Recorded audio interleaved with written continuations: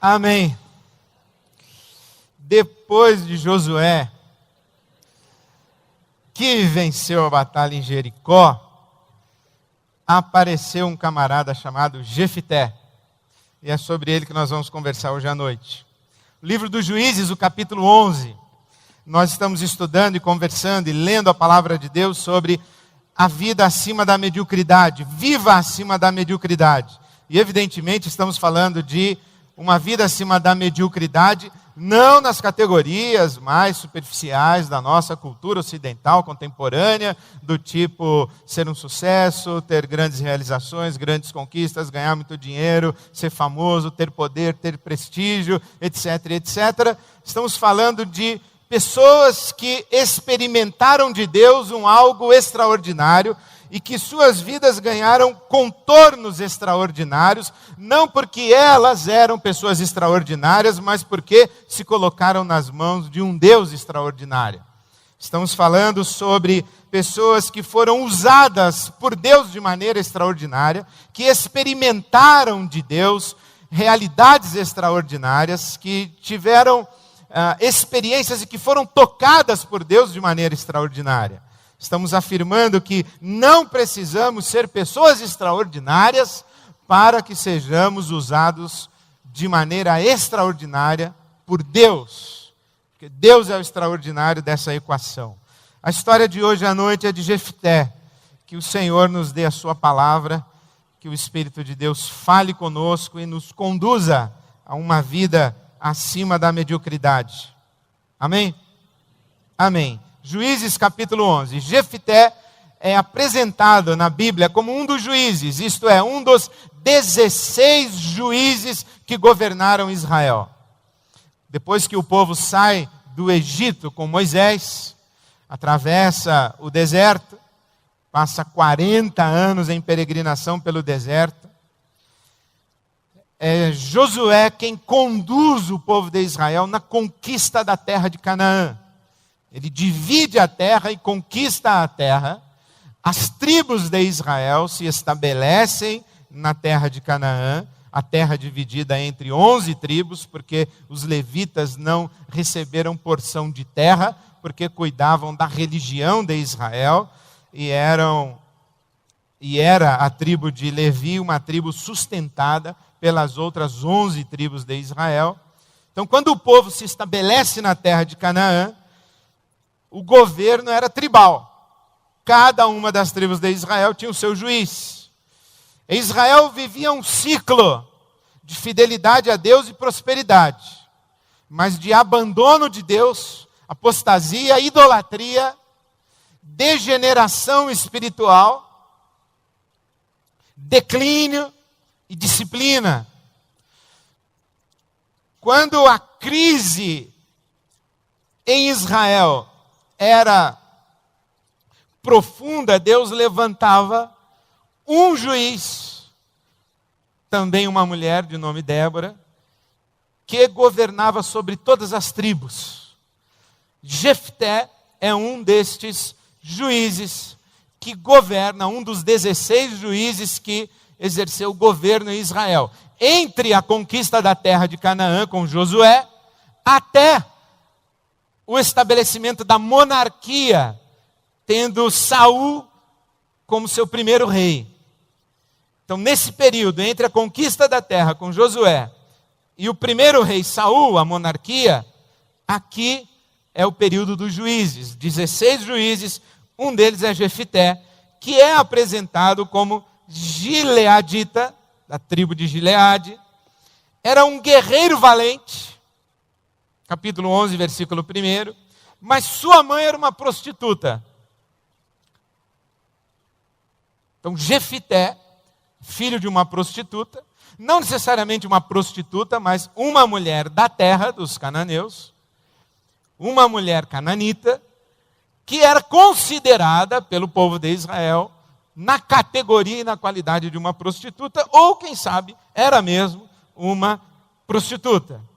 Gileade também era casado, o pai de Jefté, Gileade era casado, e teve filhos no seu casamento. Jefté é um filho bastardo, de fora do casamento.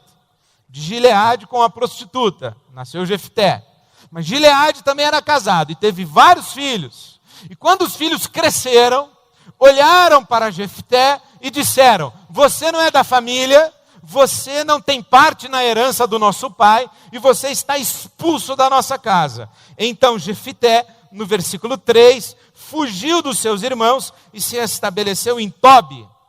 E ali se tornou dono do morro, virou chefe de gangue, chefe de quadrilha. Um bando de vadios uniu-se a ele e o seguia. Jefté era um guerreiro valente, tinha espírito de liderança, devia ser bom de briga, devia ser um camarada que não pensava duas vezes em passar a espada em alguém, e se tornou líder de um bando. Acontece que naquele tempo, o rei dos Amonitas declarou guerra contra Israel, e foram buscar na terra de Tobi Jefté, e pediram a ele: vem governar sobre nós, na verdade vem comandar o exército de Israel na guerra contra os Amonitas. E Jefté então responde: olha, vocês me expulsaram, e agora que precisam de mim, vêm me buscar? E eles dizem: é isso mesmo, nós estamos precisando de você. Você é o chefe do morro, você sabe como resolver essa parada para a gente. Então vem assumir o comando do nosso exército. E o Jefté faz um acordo e diz o seguinte: tudo bem, eu vou, mas se Deus me der vitória nessa guerra, vocês me elegem presidente. E o pessoal disse: acordo feito. Os líderes de Gileade disseram: o Senhor é a nossa testemunha, faremos conforme você diz. Capítulo 11, versículo 10. Jefté volta para Israel e manda mensagem ao rei Amonita, dizendo, capítulo 11, versículo 12: que é que tens contra nós para teres atacado a nossa terra? O rei dos Amonitas responde aos mensageiros de Jefté: quando Israel veio do Egito, tomou as minhas terras, desde o Arnon até o Jaboque e até o Jordão. Agora, devolvam-me essas terras pacificamente. Jefté respondeu: você está redondamente enganado. Nós não tomamos nenhuma terra de vocês. Na verdade, quando os nossos antepassados chegaram aqui com Josué, vindos do Egito, nós pedimos permissão para o rei de Edom nos deixar atravessar a sua terra, e ele não consentiu. Pedimos permissão ao rei de Moabe, e ele também não consentiu que atravessássemos a sua terra em nossa peregrinação. Pedimos permissão ao rei dos amorreus, e ele também não consentiu que atravessássemos a sua terra. Fomos recebidos aqui com indiferença, fomos recebidos aqui com hostilidade, e especialmente o rei dos amorreus, ele disse o seguinte: esse pessoal saiu do Egito, peregrinou pelo deserto, e ele não vai simplesmente atravessar a nossa terra, eles vão tomar a nossa terra de assalto, por isso vamos atacá-los e destruí-los antes que eles se levantem contra nós. É aí que provavelmente surge aquele ditado: vamos almoçá-los antes que eles nos jantem. É isso que está acontecendo aqui. Jefté faz com que o rei dos Amonitas fique sabendo dessa história, e Jefté conclui o seu arrazoado, dizendo, versículo 21, então, depois de termos sido recebidos com indiferença e hostilidade pelos edomitas, pelos moabitas, pelos amorreus, não tivemos alternativa senão, uma vez atacados, entrar em guerra contra esses povos, mas o Senhor, versículo 21, o Deus de Israel, entregou Seom e todos os seus homens nas mãos de Israel, e Israel os derrotou. Israel tomou posse de todas as terras dos amorreus que viviam naquela região, conquistando-a por inteiro, desde o Arnon até o Jaboque e desde o deserto até o Jordão. agora que o Senhor, o Deus de Israel, expulsou os amorreus da presença de Israel, o seu povo quer pegar de volta aquilo que é nosso? Você acha mesmo, Jefté pergunta ao rei dos amonitas, que você é melhor do que os reis do passado? Que o seu povo é melhor do que aqueles povos do passado? Você acha mesmo que declarando guerra contra Israel, você tem alguma possibilidade de sair vencedor? Pois, termina Jefté, nada fiz contra ti, mas tu estás cometendo um erro, lutando contra mim. Que o Senhor, versículo 27 de Juízes capítulo 11, que o Senhor, o juiz, julgue hoje a disputa entre os israelitas e os amonitas. Está na mão de Deus. É isso que Jefté vai dizer. Diz a palavra de Deus, no versículo 29, que o Espírito de Deus veio sobre Jefté. Jefté foi abençoado por Deus e Deus deu a vitória a Jefté contra os amonitas. Versículo 32. O Senhor entregou os amonitas nas mãos de Jefté.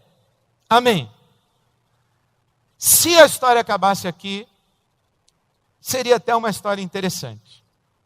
Mas ela ganha ares de dramaticidade que nem a Globo consegue criar. Antes de ir para a guerra, Jefté faz um voto.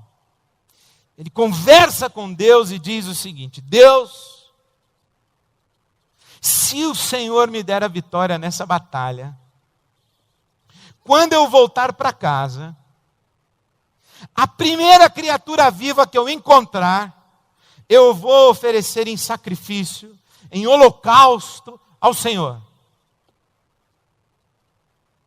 Ele vence a guerra, volta para casa, e a primeira criatura viva que sai de sua casa para recebê-lo é a sua filha única. E Jefté rasga as suas vestes e cai no chão desesperado e diz: minha filha, eu fiz um voto a Deus, porque foi você quem veio me receber. Agora eu não tenho como voltar atrás. A filha de Jefté, ela chora, mas é firme na palavra com seu pai, dizendo: o Senhor fez um voto a Deus, então cumpra. Porque Deus deu a vitória ao Senhor, então cumpra o seu voto, disponha da minha vida. Permita, entretanto, que eu vá para os montes chorar a minha morte. Na tradução da NVI, da Nova Versão Internacional, diz que ela vai chorar a sua virgindade. Vai morrer virgem, vai chorar. Bom motivo para chorar mesmo. Mas na tradução da Bíblia na linguagem de hoje, diz que ela vai chorar porque morrerá sem o privilégio de ser mãe. E ela vai prantear com as suas amigas, e 2 meses depois ela volta, e é de fato oferecida em sacrifício a Deus. Esse Jefté, portanto, é um problema sério. A tradição de Israel, quando vai estudar a história de Jefté, se debate. E, por exemplo, o Midrash, que é o texto de comentários dos estudiosos israelitas, dos rabinos, para a história, e o Midrash tem o seguinte: não é apenas uma tradução do texto para o aramaico. Os comentaristas vão colocando notas de rodapé e vão, às vezes, ampliando o texto e criando situações e imaginando diálogos e dando mais dramaticidade à coisa. Então, há um grande debate na tradição interpretativa de Israel a respeito do que fez Jefté. Por exemplo, alguns rabinos dizem que quando a filha dele pede para prantear, durante 2 meses, na verdade, ela saiu em busca do conselho dos sábios de Israel, para que eles intercedessem com o seu pai, para que ele abrisse mão do voto. E que os sábios de Israel convencessem Jefté de que ele não deveria oferecer a sua filha em sacrifício. Por exemplo, há a lembrança de quando Abraão quer oferecer Isaque. E Deus diz: não, Abraão, não faça isso. Você está me confundindo com os deuses pagãos. Também há uma sugestão de que Jefté poderia dar uma indenização financeira em troca do sacrifício de sua filha, fazer uma oferta a Deus, uma oferta financeira. Também há uma sugestão de que aqueles sábios e aqueles intérpretes da lei de Moisés poderiam dizer a Jefté: esquece o seu voto, porque o seu voto não tem nada a ver com a lei de Moisés, o seu voto não tem nada a ver com a índole do Deus de Israel. Esquece o seu voto, esse voto que você fez é insano, é estúpido. Tanto que Flávio Josefo, quando vai comentar esse texto, faz questão de usar a tradução de que não foi um holocausto, foi uma oblação. Oblação é uma oferta voluntária, não requerida pela lei. Não foi a lei de Moisés que requereu de Jefté o sacrifício de sua filha. Essa questão do Jefté sacrificar a filha para Deus é um problema seríssimo. Um problema muito sério, e ele complicou a nossa vida. Porque, inclusive, há alguns rabinos que dizem que Deus fez com que todos os sábios de Israel se calassem, para que Jefté fosse punido. E punido por quê? Porque quando ele volta vitorioso da batalha, a tribo de Efraim vai reclamar: você foi para a guerra sozinho e não chamou a gente. E o Jefté diz: não deu tempo. Aí os efraimitas dizem: você quer o poder só para você, você quer ser a grande estrela de Israel, você está usurpando o reino de Israel. E eles entram num conflito, a tribo de Gileade contra a tribo de Efraim, e eles colocam lá um conflito de tal maneira que os gileaditas ocupam todas as pontes e passagens do Jordão, para que os da tribo de Efraim não possam fugir. Mas os caras de Efraim tentam fugir. E quando eles vão fugir e atravessar alguma ponte ou atravessar o Jordão, o pessoal de Gileade pega um cara de Efraim e diz assim: tu é da tribo de Efraim, né? O cara diz: não sou não. Falou: então diz aí Shibolete. Aí o cara dizia Cibolete. Falou: tu é da tribo de Efraim, sim. É a mesma coisa mais ou menos que um paulista falar para o carioca: tu é carioca, né? Ele fala: não, sou não. Então diz aí Pastel.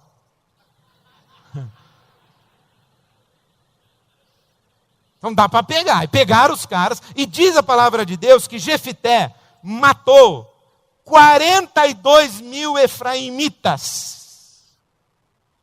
Israel contra Israel. E os rabinos então vão dizer o seguinte, que esse texto de Juízes, capítulo 11, especialmente os versículos 39 e 40, que quando a filha de Jefté é morta, sacrificada por ele, saíram as moças durante 4 dias e prantearam a sua morte. E desde então, todos os anos, as virgens de Israel celebravam durante 4 dias a morte da filha de Jefté, o gileadita, e que esse texto consta da Escritura para que em Israel jamais se repetisse tamanha insanidade como essa insanidade de Jefté.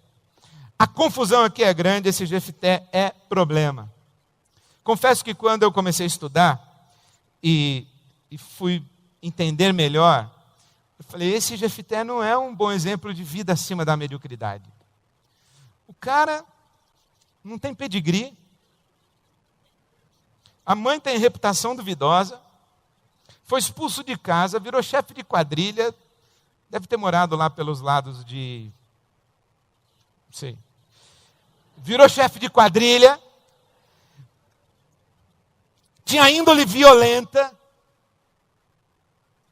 ele briga com todo mundo, inclusive contra a própria nação de Israel, e faz um voto a Deus que é de uma estupidez e de uma insanidade sem comentários. absolutamente fora de propósito e em desacordo e incompatível com a lei de Moisés. Mas o problema de Jefté é maior. Na verdade, não o dele, mas o nosso.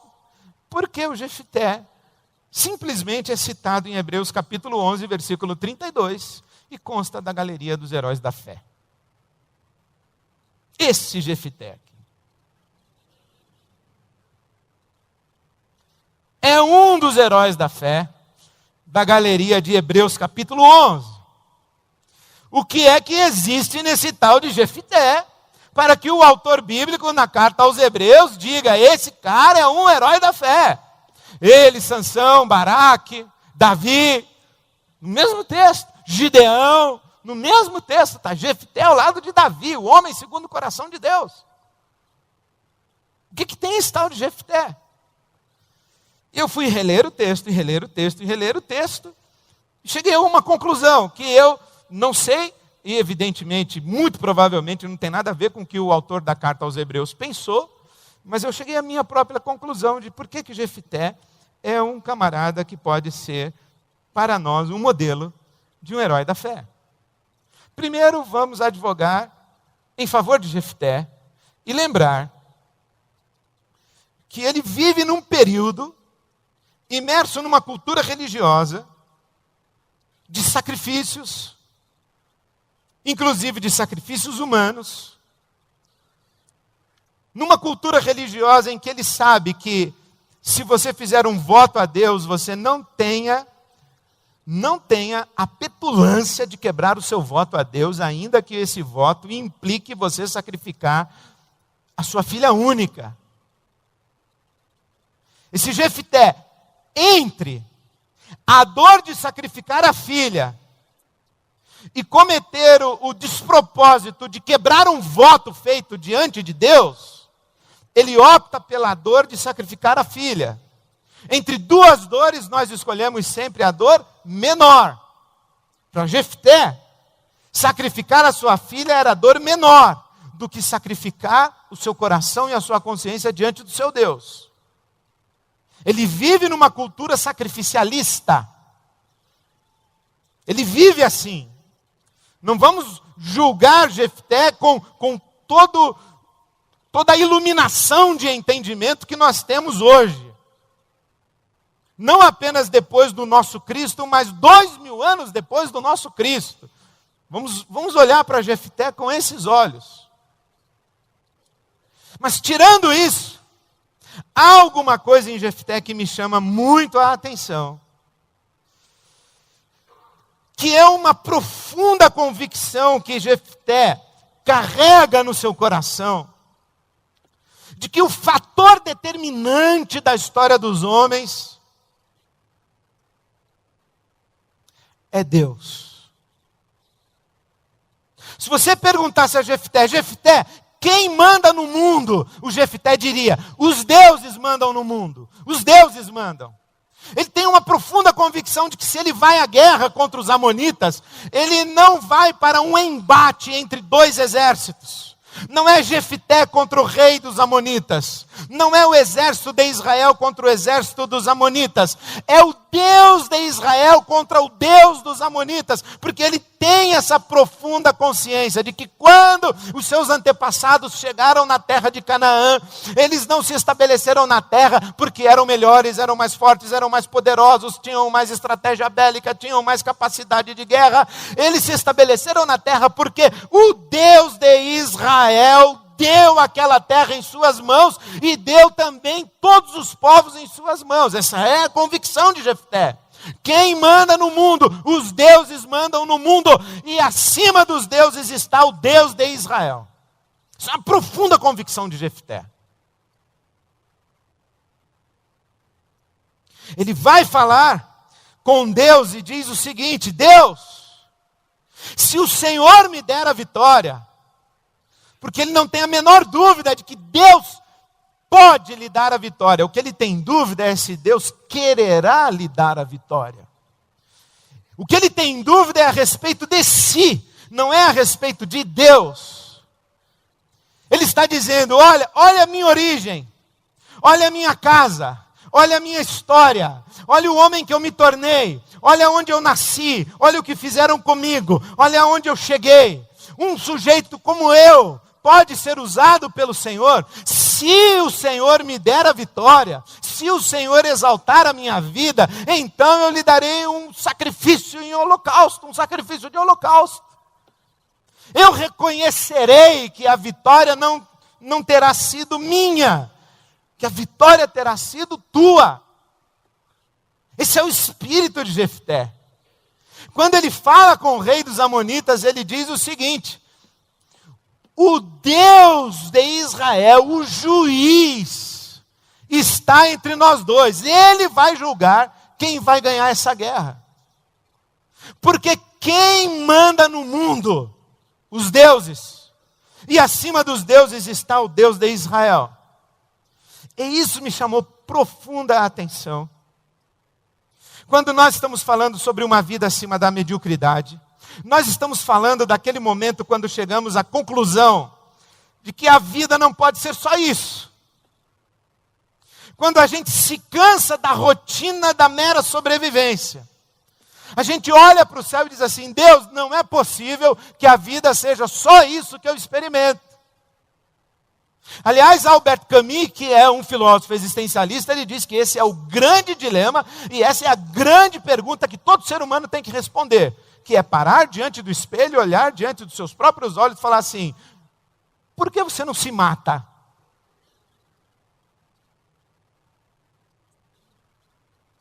O que é que dá sentido à sua vida?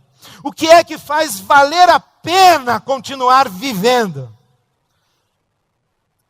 E quando estamos falando de uma vida acima da mediocridade, nós estamos falando desse momento nas nossas vidas, quando nós começamos a nos indagar o que é que realmente dá sentido, significado, valor e faz valer a pena continuar vivendo. É nessa hora que nós estamos buscando um pouco mais de Deus, um toque extraordinário de Deus, um diferencial de Deus. E nessa hora, quando nós vamos buscar, é que os nossos deuses aparecem. Porque o Jefté, e eu de propósito deixei de ler e guardei o versículo 24 do capítulo 11 para agora. O Jefté, ele diz assim ao rei dos Amonitas: você não fica com tudo aquilo que o seu Deus te dá? Pois também é legítimo que Israel fique com tudo aquilo que o Deus de Israel lhe dá.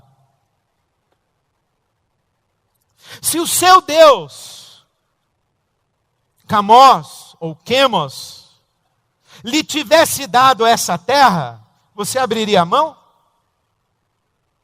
Então por que é que você está pedindo que eu abra a mão da terra que o meu Deus me deu? Se Deus coloca alguma coisa na sua mão, você joga fora? Então por que é que você está pedindo que eu jogue fora aquilo que Deus me deu de presente? Você fica com tudo aquilo que o seu Deus te der, e eu fico com tudo aquilo que o meu Deus me der. Essa fala do Jefté nos exige perguntar: quem é o meu Deus?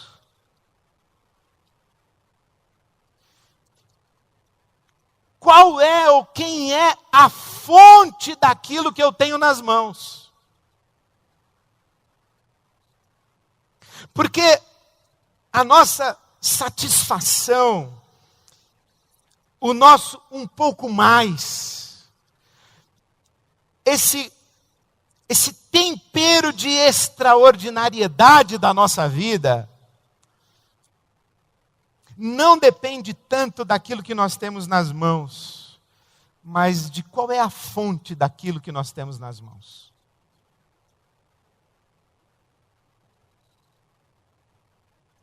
A nossa realização, a nossa satisfação, eu luto contra essa palavra, mas eu vou usá-la entre aspas e com ressalvas. A nossa felicidade, ela depende do potencial de felicidade daquilo que temos nas mãos. Por exemplo, você diz assim: eu não estou me sentindo muito bem, preciso de um sapato. Então você vai para o shopping, você começa a se sentir melhor. Aquele frisson, aquele encantamento, aquele êxtase, aquela coisa deliciosa de você olhar para a vitrine, esse, não aquele. Aí você entra, você é recebida de uma maneira elegante, atenciosa. Você experimenta. Você fica sentada ansiosa, esperando a vendedora trazer o sapato que você pediu. Aquele momento você esqueceu que você não está se sentindo muito bem. Aliás, você está se sentindo maravilhosamente bem. E quando você veste a sandália, que você se olha no espelho, e que a vendedora diz assim: foi feito para você. Você se sente o máximo. Você esqueceu. E aí, quando você sai do shopping com aquela sacola com o seu sapato novo, que você encontra uma amiga, no meio do shopping você abre a sacola e abre a caixa e mostra o sapato para ela. E você chega em casa e o seu marido, você fala assim: não viu nada diferente? Porque aquele objeto de desejo tem um potencial de colocar você um degrauzinho acima. Mas quanto tempo dura? Qual o potencial de felicidade de um sapato novo? De uma transa nova, de um carro novo, de uma casa nova?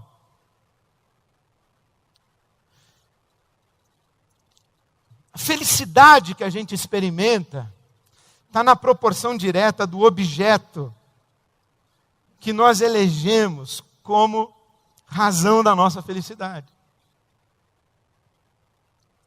Se eu amo o saber me traz um contentamento. Mas eu sei que ele é limitado, eu vou ficar nos limites da razão. Se eu amo o prazer me traz um contentamento, mas eu sei que é efêmero. Se eu amo ser rei de Israel, se eu tenho alegria em esfregar na cara dos meus irmãos, que eu sou filho de prostituta e fui jogado para fora de casa, mas eu voltei agora por cima de todos, isso me dá um contentamento, mas dura quanto tempo? Qual é esse potencial de felicidade? E se é verdade que o potencial de felicidade que experimentamos está na proporção direta do objeto que elegemos para nos trazer essa felicidade, o potencial de felicidade do objeto está na proporção direta da fonte desse objeto. De onde ele veio? Como foi que chegou às minhas mãos? É muito melhor você ter uma Ferrari, porque você batalhou e comprou a Ferrari, do que você ter uma Ferrari porque o papai te deu. Da mesma forma que é muito melhor você escalar o Everest e chegar lá no topo e contemplar o mundo do alto do Everest, porque você escalou a montanha, do que você chegar no topo do Everest de helicóptero. Quando eu que escalei estiver no topo do Everest, você que chegou de helicóptero estiver do meu lado, qual é o potencial que está dentro do nosso coração de felicidade? É diferente. Como foi que aquilo chegou na minha mão? Como foi que aquela experiência chegou para mim? O Jefté está nos dando uma dica extraordinária. Não sei se ele pensou nisso, se ele pretendeu, se o autor bíblico, se Hebreus, mas foi o que eu li. É que uma vida extraordinária depende daquilo que temos nas mãos e que recebemos de Deus. O meu Deus me deu. E se o meu Deus me deu, eu vou abraçar isso, não vou abrir mão. Porque foi isso que Jesus ensinou para nós no Sermão do Monte. quando ele disse assim: olha, quando você orar, não fale alto pelas ruas e nas esquinas para que as pessoas vejam você e cubram você de aplausos. Porque se você fizer isso, quando elas aplaudirem você, você já recebeu o galardão. Quando você jejuar, não fica com olheira. Quando você der esmola, não faça alarde. Porque se o seu grande desejo é que as pessoas vejam que você é uma pessoa piedosa, quando as pessoas perceberem, virem que você é uma pessoa piedosa, você terá recebido a sua recompensa. Faça tudo em secreto, para que Deus, que vem em secreto, Ele te dê a recompensa, porque a recompensa das pessoas é vazia, a recompensa de Deus realmente preenche o nosso coração. Aquilo que vem de Deus para as nossas mãos, realmente nos satisfaz. Portanto, a discussão não está sobre o que é que eu tenho nas mãos, o que é que eu não tenho, mas quem me deu aquilo que eu tenho nas mãos? Como foi que aquilo veio parar na minha mão? Porque se não veio de Deus, é bomba de tempo. Se não veio de Deus, se não foi Deus quem lhe deu, é bomba de tempo, vai apodrecer na sua mão. E vai chegar o dia quando você vai lamentar que aquilo esteja ou tenha estado tanto tempo na sua mão. Como chegou para mim? Porque, é claro, se nós conversássemos aqui, nós que somos pessoas minimamente inteligentes, nós concordamos com o judeu que disse: fui rico, hoje sou pobre, ser rico é melhor. Claro. Eu prefiro dormir em hotel 5 estrelas do que em acampamento em beliche. Eu prefiro viver o luto no ar-condicionado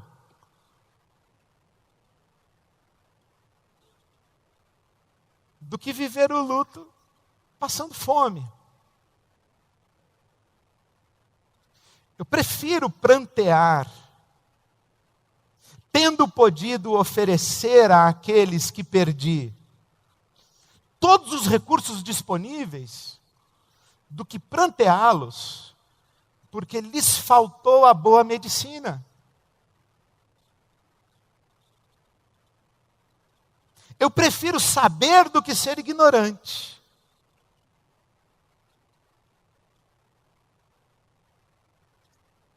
Acho difícil que você ouvisse do apóstolo Paulo a resposta: Paulo, o que você prefere?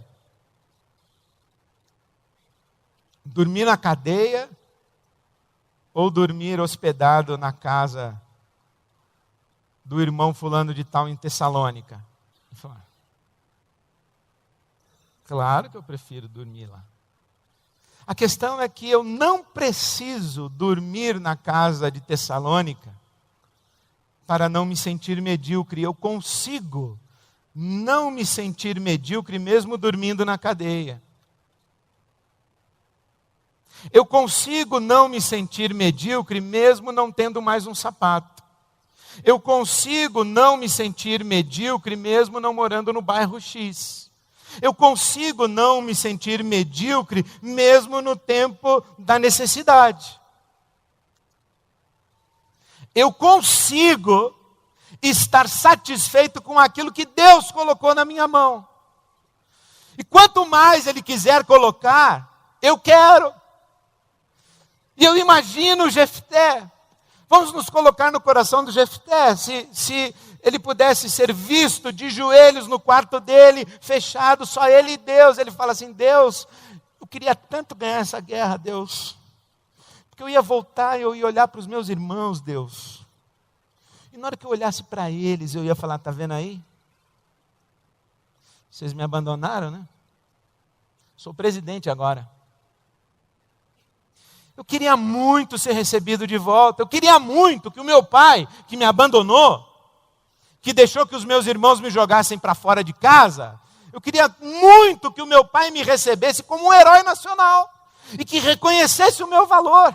e que reconhecesse, que o meu pai dissesse assim: meu filho, você foi filho de uma prostituta, mas Deus não olhou para você como filho de uma prostituta, porque sequer a prostituta Deus olha como prostituta.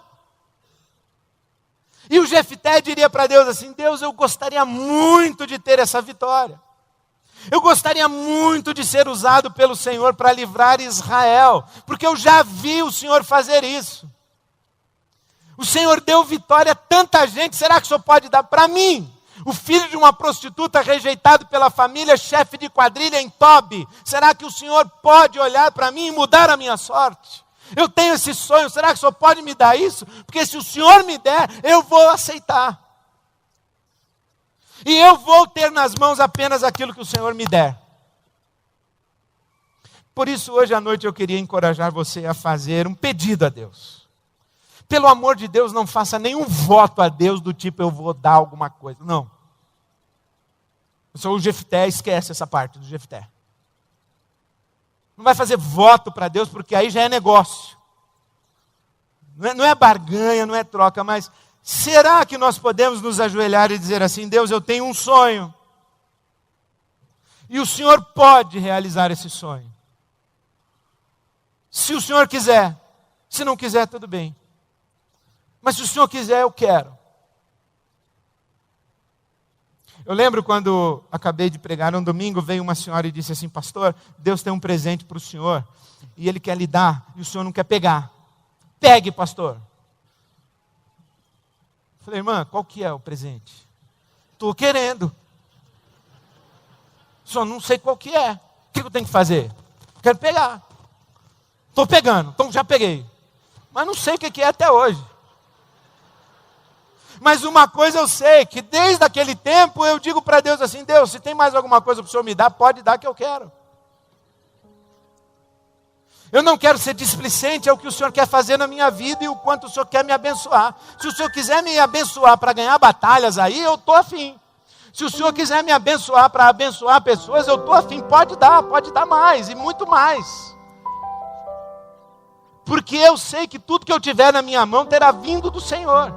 Aliás, se tem alguma coisa na minha mão que não veio do Senhor, eu não quero. Eu só quero o que veio da tua mão para a minha mão. Mas eu quero tudo que o Senhor tem para dar para mim. Será que você tem um sonho para dizer assim: Deus, eu gostaria muito que o Senhor colocasse aqui na minha mão um presente. Um presente que eu olhasse para ele e eu dissesse: o Deus extraordinário me visitou. O Deus extraordinário ouviu a minha súplica, a minha oração. O Deus extraordinário fez uma coisa extraordinária na minha vida. Glória ao Deus extraordinário. Ao Deus dos deuses, o Senhor dos senhores. E faço um parêntese para você.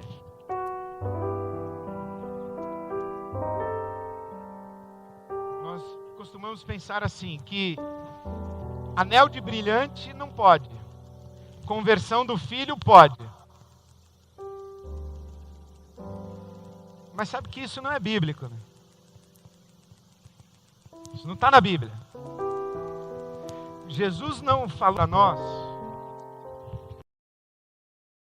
Falou para nós que existem tesouros que são de Deus e tesouros que não são de Deus. Todos os tesouros são de Deus. O Deus da Bíblia Sagrada é o Deus de toda boa dádiva e todo dom perfeito. O que Jesus falou é que há tesouros que nós deixamos na terra e tesouros que nós guardamos no céu. Ele não fala tesouros da terra e tesouros do céu. Ele fala tesouros na terra e tesouros no céu. A diferença está aqui no nosso coração. Quando eu tenho um tesouro na mão, eu digo: eu sei que eu tenho isso porque foi Deus quem me deu. E se foi Deus quem me deu, Ele me deu para mim a satisfação e eu vou desfrutar. mas Ele me deu para repartir e eu vou compartilhar. Foi Deus quem me deu.